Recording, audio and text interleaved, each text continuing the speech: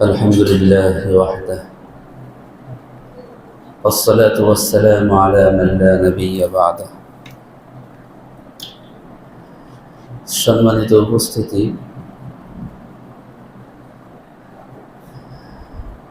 মাদ্রাসাতুস সাহাবা সাতক্ষীরার প্রাক্তন ছাত্রদের নিয়ে এবং তাদের উদ্যোগে আয়োজিত আজকের প্রথম পুনর্মিলনী অনুষ্ঠান। আজকে আমাদের এখানে একত্রিত হওয়ার সূত্রটা হচ্ছে পুনর্মিলনী অনুষ্ঠান।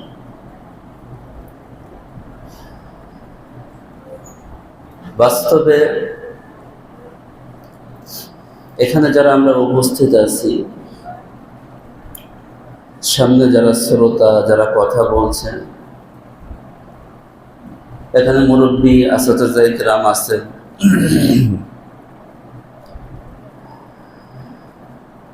আমি এই মাদ্রাসার নিয়মতান্ত্রিক না হলেও সামান্য সময়ের জন্য আংশিক ছাত্রত্ব আমার আছে এই মাদ্রাসার সাথে। নিয়মতান্ত্রিক শিক্ষক ছিলাম, কিন্তু নিয়মতান্ত্রিক না হলেও কিছুটা ছাত্রত্ব আমার ভিতরেও আছে। আমি এখানে আসতাম, পড়াশোনা, কিছু সম্পর্ক নিসবত আমার আছে এখানে প্রতিষ্ঠানের সাথে। পুনর্মিলনী অনুষ্ঠান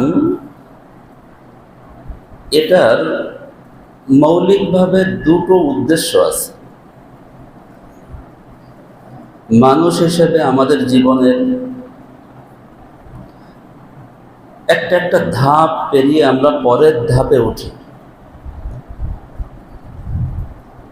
শৈশব থেকে কৈশোরে, কৈশোর পেরিয়ে তারুণ্যে, তারপরে মধ্য বয়সে, একসময় বার্ধক্যে, বার্ধক্য থেকে একসময় মানুষটা বয়োবৃদ্ধ হয়ে যায়। তো আমাদের জীবন থেকে যে ধাপটা যখন চলে যায়, ওই ধাপটা তো আর কখনো ফিরে আসে না। আমাদের শৈশব প্রত্যেকের হারিয়ে গেছে, আমাদের প্রত্যেকের কৈশোর আমাদের জীবন থেকে হারিয়ে গেছে। কিন্তু সেই শৈশব, সেই কৈশোর আমাদেরকে সবসময় পিছন থেকে হাতছানি দেয়, আমাদেরকে ডাকে সবসময়। মানুষের সহজাত একটা ব্যাকুলতা এটা। প্রত্যেকটা মানুষ, একান্ত পাগল না হলে প্রত্যেকটা মানুষের ভিতরে এই ব্যাকুলতা আছে যে সে সবসময় তার শৈশব, কৈশোরে, তার তারুণ্যে ফিরে যেতে চায়। কিন্তু আল্লাহর নিজাম তো এটা না যে একজন মানুষ মধ্য বয়সে তার কৈশোরে আবার ফিরে যেতে পারবে, একজন যুবক তার শৈশবে আবার ফিরে যেতে পারবে। ফিজিক্যালি এটা সম্ভব না, টাইম মেশিনের মাধ্যমেও সম্ভব না। তো এই অসম্ভবকে দুধের স্বাদ ঘোলে মেটানোর জন্যই সামান্য সময়ের জন্য ওই শৈশবে ফিরে যাওয়া, ওই তারুণ্যে ফিরে যাওয়ার একটা অনুভূতি লাভের জন্যই এই পুনর্মিলনী অনুষ্ঠানগুলো করা হয়।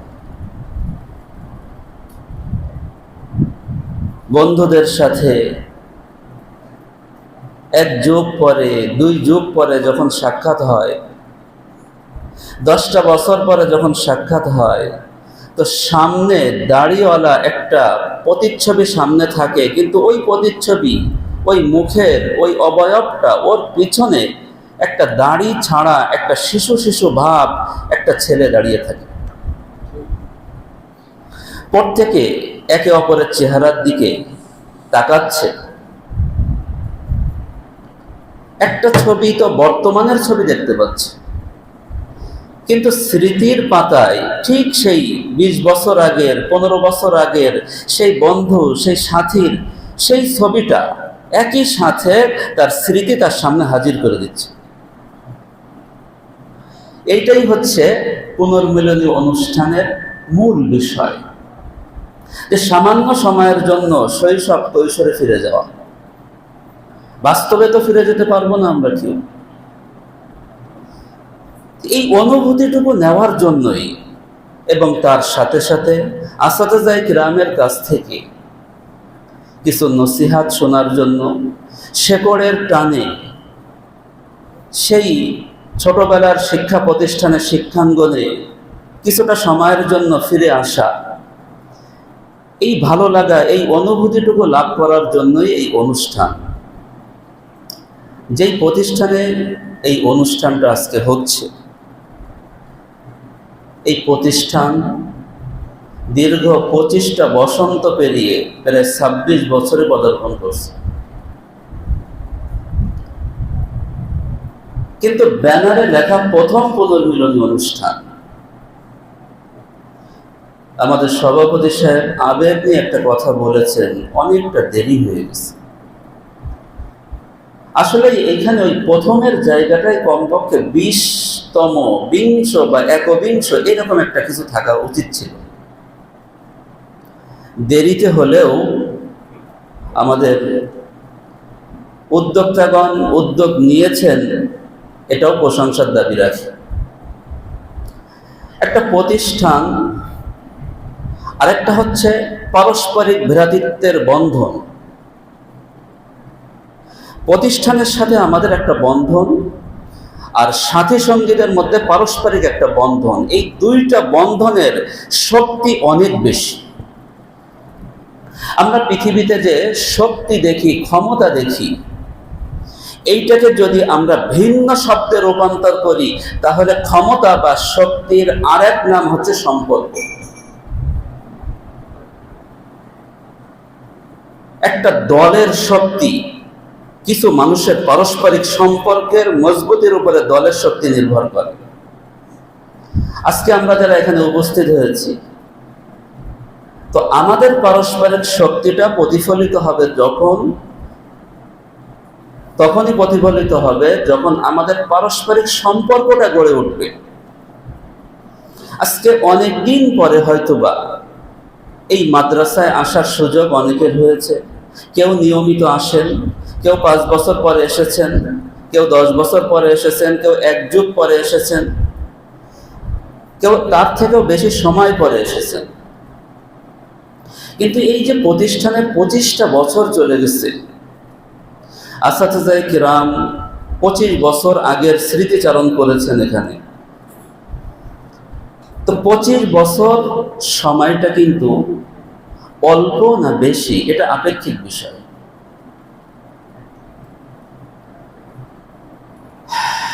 তুরস্কের একজন বিখ্যাত কবি ছিলেন,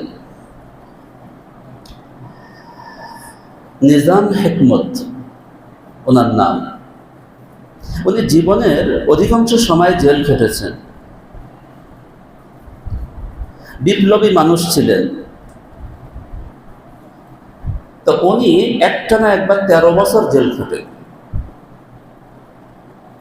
তো এই 13 বছর ওনার কারা জীবনের 10ম বছর যখন পার হয়ে যায়, তখন উনি জেলখানায় বসে একটা কবিতা লেখেন। অনেকগুলো কবিতা, ওনার সাহিত্য, ওনার কবিতার বেশিরভাগই রচিত হয়েছে জেলখানায়। কিন্তু 10 বছর জেলখানায় পার হওয়ার পরে উনি ওই কবিতার ভিতরে কিছু কথা তুলে ধরছেন। ভাবার্থটা বলি। উনি সেখানে উল্লেখ করছেন, আমি যে এই যে একটানা জেলখানায় যে সময়টা অতিক্রম করলাম, এই সময়টাকে যদি পৃথিবীর কাছে জিজ্ঞেস করা হয় যে কতটুকু সময় অতিবাহিত হয়েছে, পৃথিবী বলবে এই সময়ের মধ্যে আমি সূর্যকে মাত্র 10 বার প্রদক্ষিণ করছি। কিন্তু আমার কাছে যদি জিজ্ঞেস করো, তাহলে আমি বলবো আমার জীবনের 10টা বছর অতিবাহিত হয়ে গেছে।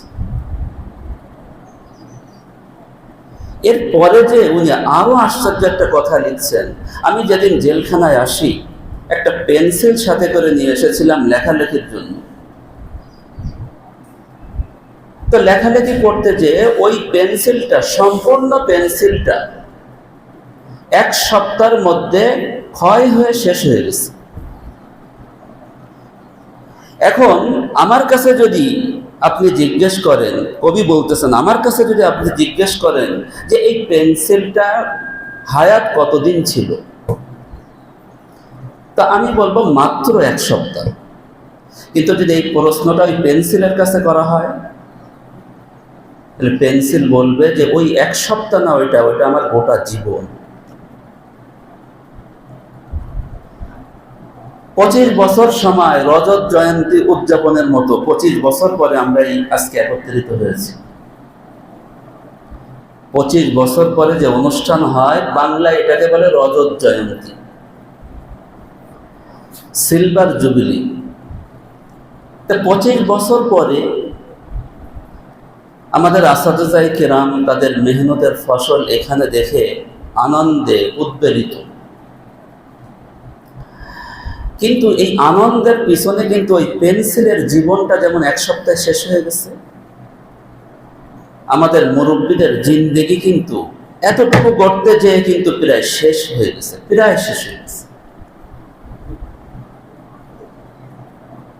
কিন্তু একটু দেরিতে হলেও আমরা আজকে এখানে আসছি। একটা পুনর্মিলনী অনুষ্ঠান, আমি মনে করি আমার ছোট বুদ্ধিতে, একটা শিক্ষা প্রতিষ্ঠানের সাথে পুনর্মিলনী অনুষ্ঠানের সম্পর্কটা বড় নিগুড়। একটা প্রতিষ্ঠান তার হাতে গড়া সম্পদ যেগুলো, এই সম্পদ ছাড়া এই প্রতিষ্ঠান সামনে আগে বাড়তে পারে না। এই সম্পদ বলতে আমি টাকা বোঝাচ্ছি না, মানব সম্পদ বোঝাচ্ছি। মাদ্রাসাতুস সাহাবা, যদিও এখানে নামটা একভাবে লেখা, এখানে আরেকভাবে লেখা, মাদ্রাসার দায়িত্বশীলগণ এখানে আছেন, এই বিষয়গুলোকে নিয়েও আমি একটু পুনর্বিবেচনা করতে বলবো। প্রত্যেকটা ভাষা তার নিজের গতিতে চলে। একটা শব্দ আরবি ভাষায় যেই উচ্চারণ হয়, উর্দু ভাষায় গেলে ওই উচ্চারণ থাকে না। রহমাতুন শব্দটা আরবি ভাষায় গোলতা দিয়ে লিখতে হয়, কিন্তু ওইটা যখন উর্দু ভাষায় যায় তখন কিন্তু আর গোলতা দিয়ে লেখা যায় না, ওইটা লম্বাতা হয়ে যায়।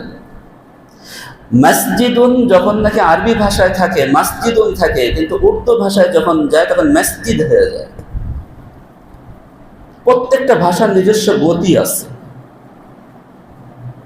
ইলমুত তাজবিদ কুরআনের ক্ষেত্রে প্রযোজ্য, কিন্তু ইলমুত তাজবিদ আরবি, সাধারণ আরবি ভাষার ক্ষেত্রে কিন্তু প্রযোজ্য না। এই জন্য আর রাসূলুল্লাহ সাল্লাল্লাহু আলাইহি ওয়াসাল্লাম হাদিসের মতনে পড়বে না আন রাসূলুল্লাহ পড়বে, এটা আলোচ্য বিষয়। এই জন্য ইলমুত তাজবিদ যেখানে সাধারণ বাংলা ভাষায় প্রযোজ্য না, সেখানে এই আরবি ভাষায় প্রযোজ্য না, সেখানে বাংলা ভাষায় ইলমুত তাজবিদের প্রয়োগটা কতটুকু যুক্তিসঙ্গত হবে, এটা কর্তৃপক্ষ চিন্তা করে দেখা উচিত। যদিও ওই বানানের উপরে অনেক ডকুমেন্টস তৈরি হয়ে গেছে, তারপরেও চিন্তা করার দরকার যে মাদ্রাসাতুস সাহাবা এই শব্দটা হাসির খোরাক যোগায় কিনা বাংলা ভাষায়। এখানে যে বানানটা লেখা আছে, আজকে পুরাতন ছাত্ররা আছে, আসাদুজাই কেরাম আছেন, সবাই আছেন, এই জন্য আমি কথাটা এখানে উপস্থাপন করলাম যে প্রত্যেক ভাষা তার নিজস্ব গতিতে চলে। আইশা, আইশাতু এই শব্দটা আমাদের বাংলাদেশের কওমি অঙ্গনের বাংলা ভাষার কিংবদন্তি মাওলানা আবু তাহের মেজবা সাহেব প্রত্যেকটা লেখনীর মধ্যে দেখবেন আয়েশার বাংলা উচ্চারণ আয়েশা, আইশা না। এজন্য প্রত্যেক ভাষা তার নিজস্ব গতিতে চলে। এজন্য আমাদের এই ব্যাপারটা একটু একেবারে অপ্রাসঙ্গিক ভাবে কথাটা আসলো, এজন্য আমি আলোচনা করলাম। আমাদের পিছনের আসাদুজাই কেরাম বা এখানে প্রাক্তন ছাত্রবৃন্দ, আমিও আংশিক কিছুটা তাদের মধ্যে, তো প্রাক্তন ছাত্ররাও অনেক কথা বলেছেন। আসলে আমরা স্বপ্ন দেখি মাদ্রাসাতুস সাহাবাকে নিয়ে, স্বপ্ন ওই জিনিস না যা মানুষ ঘুমিয়ে দেখে। ডক্টর আবুল কালাম আজাদের একটা প্রসিদ্ধ উক্তি আছে, স্বপ্ন তো তাকে বলে যা মানুষকে ঘুমাতে দেয় না। এজন্য আজকের এই অনুষ্ঠানটা ছোট পরিসরে, অনুষ্ঠানটার ব্যাপারটা কেমন দাঁড়ালো, কিছু মানুষ শহর থেকে গ্রামে আসছে কিছু বিষয় জানার জন্য। গ্রামে এসে জিজ্ঞেস করতেছে যে এই গ্রামের মাতবার কি। মাতবার সাহেবের সাথে কথা বলতে চাচ্ছে, তো এই গ্রামের মাতবার কি। তো একজন বলতেছে যিনি যখন চেতে ওঠে তিনি তখন মাতবার। তো আজকের এই পুনর্মিলনী অনুষ্ঠানের ক্ষেত্রে আমি এই একই কথাই বলবো যে 2-4 জন মানুষের একটু চেতে ওঠা দরকার। যদিও ভাষাটা সাতক্ষীরার না, তা 2-4 জন মানুষ যে চেতে উঠছিল রমজানের শেষের দিকে, তার সুফল হচ্ছে আজকের এই অনুষ্ঠান। এই চেতে ওঠাটা যেন বন্ধ না হয়ে যায়। যদি এই চেতে ওঠাটা বন্ধ হয়ে যায়, আর আজকের আয়োজকরা যদি মনে করেন যে না সবাই তো সাথী, সবাই তো প্রাক্তন ছাত্র, এখানের সবাই তো এত আবেগী না, সবাই তো আন্তরিক না, এই চিন্তাটা চরম আকারে ভুল হবে। বরঞ্চ চিন্তা করতে হবে যে কেউ এগিয়ে আসুক আর না আসুক, আমি আমার জায়গা থেকে এই পুনর্মিলনী অনুষ্ঠানটাকে সুন্দর করার জন্য, আগামীতে আরো সুন্দর থেকে সুন্দর করার জন্য চেষ্টা করব। সভাপতি সাহেব বেশ আবেগী হয়ে কিছু কথা বলেছেন। এর আগেও শুনলাম যে মাদ্রাসাতুস সাহাবা, সেই আগের মাদ্রাসাতুস সাহাবা নেই। আসলে এটা আবেগের কথা, আসলে আগের কিছুই নেই।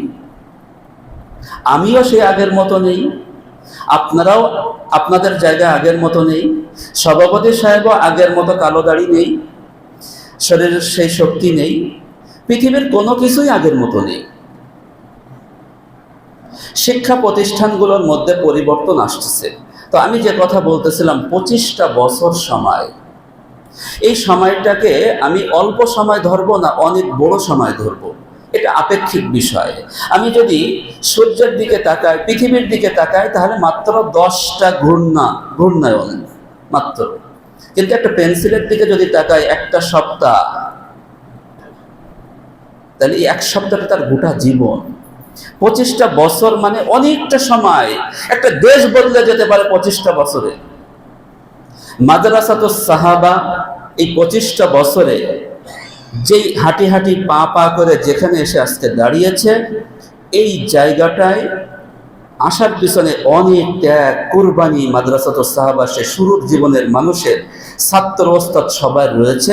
এটা সবাইকে আমরা শতভাগ স্বীকার করি। কিন্তু এর সাথে সাথে আমাদেরকে এই কথাটা মাথায় রাখতে হবে, 25টা বছর সময় কিন্তু কম না। জগৎ বদলে দিতে পারে 25টা বছর।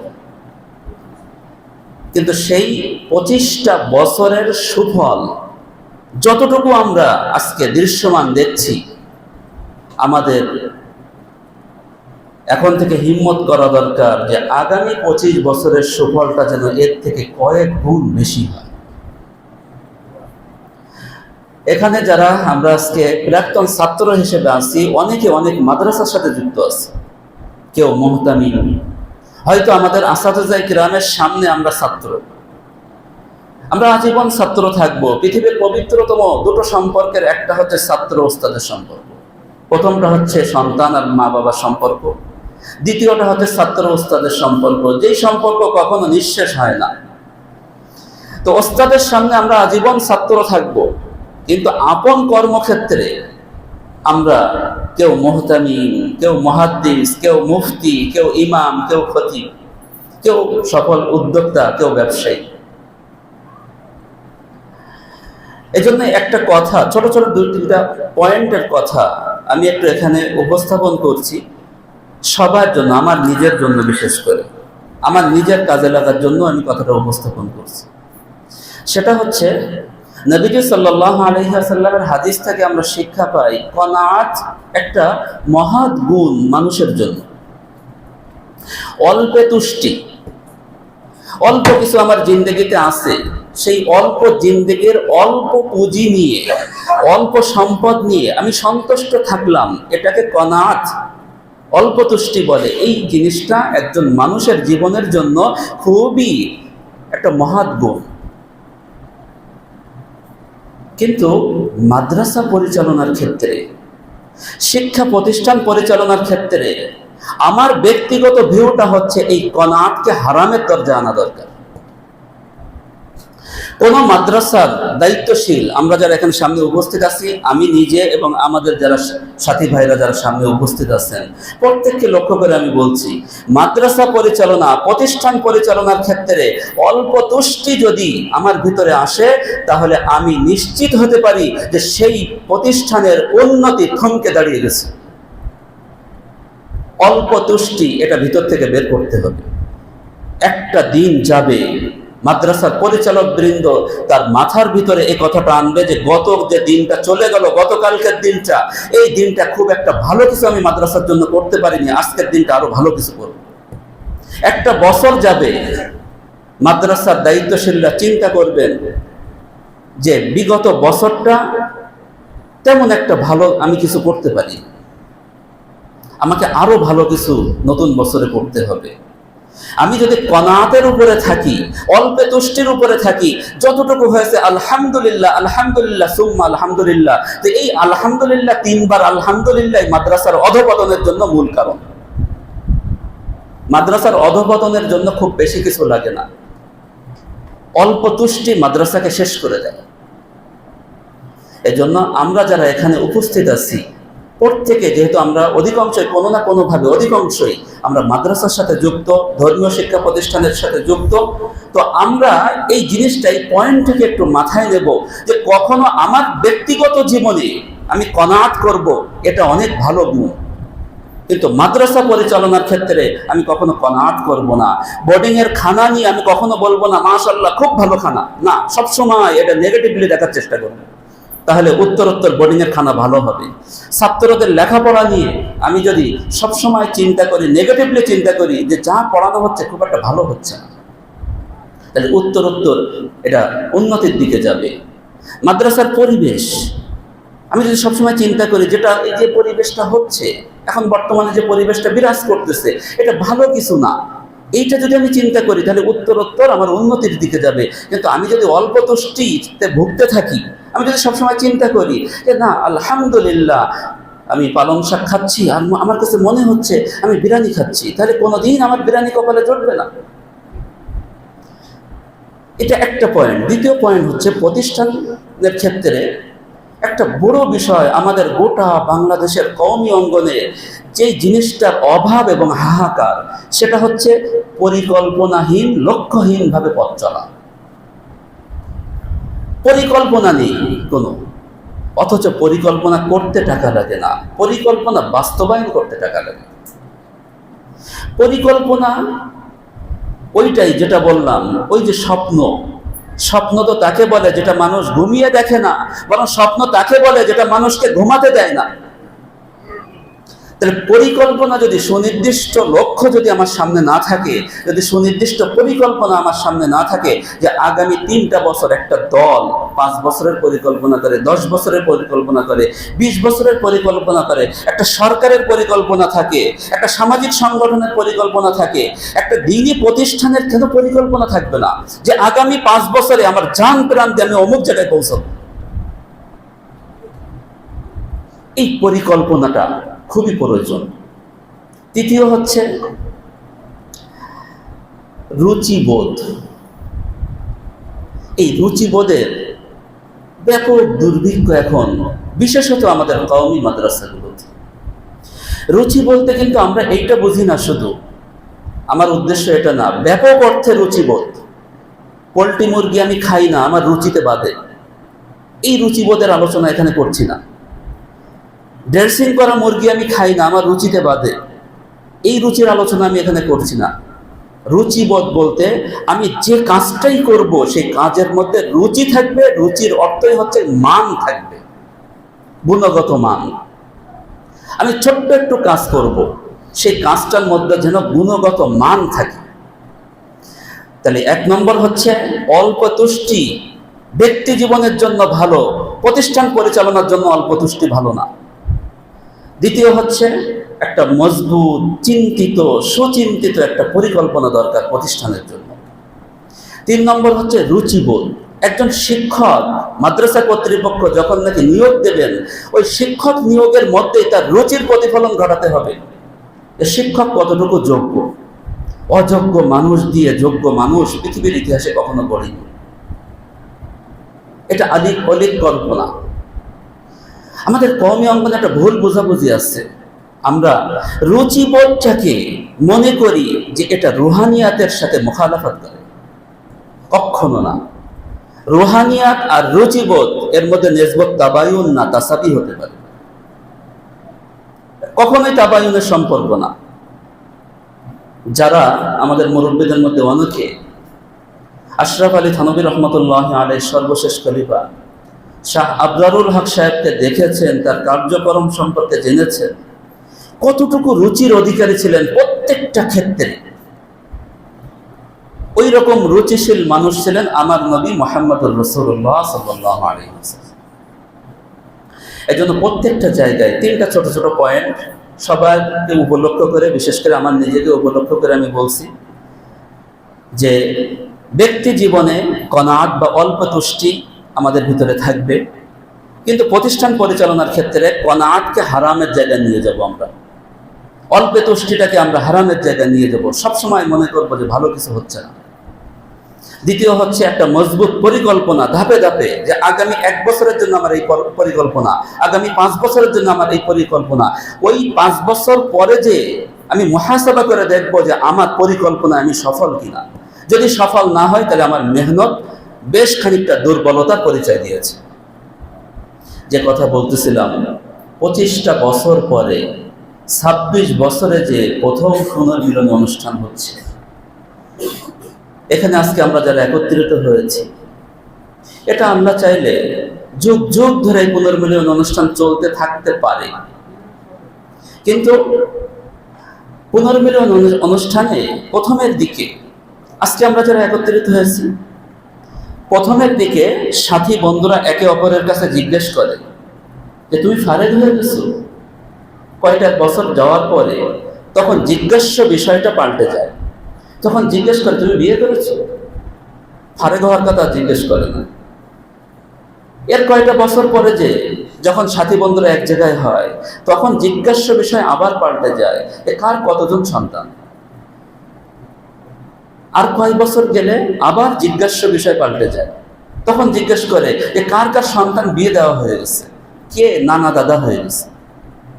কিন্তু একটা সময় আসবে যখন সাথী বন্ধুরা এক জায়গায় হওয়ার পরে তখন জিজ্ঞাস্য বিষয় একটাই হবে যে আমাদের সাথীদের মধ্যে দুনিয়াতে কয়জন আছে আর কয়জন চলে গেছে। এই অবস্থাটা আসবে। তো আজকে 25 বছর পরে প্রথম পুনর্মিলনী অনুষ্ঠান অনেকটা দেরিতে হলেও এটা যে শুরু হলো, এজন্য যারা উদ্যোক্তা তাদেরকে আমি সাধুবাদ জানাই।